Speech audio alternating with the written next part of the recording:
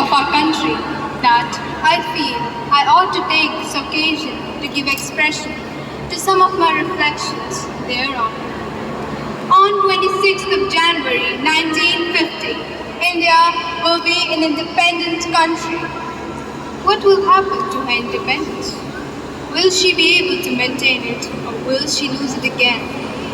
This is the first thought that comes to my mind. It is not that India was never an independent country.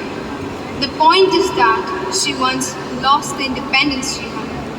Will she lose it a second time?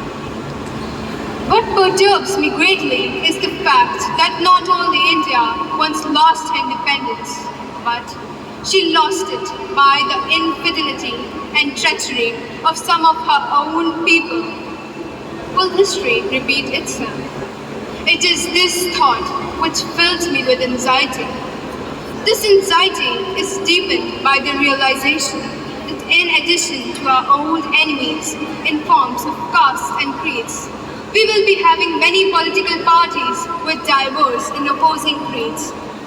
Will Indians place their country above their creed, or will they place their creed above their country? I do not know. But that much is certain that if they place their creed above their country, our independence will be put in a jeopardy a second time and probably be lost forever. This eventuality we must all resolutely guard against.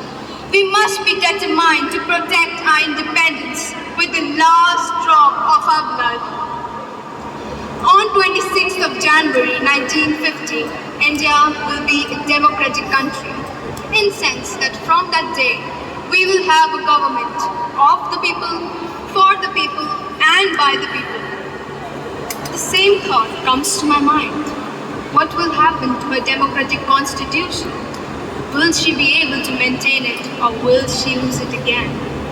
This is the second thought that comes to my mind and makes me as anxious as the first.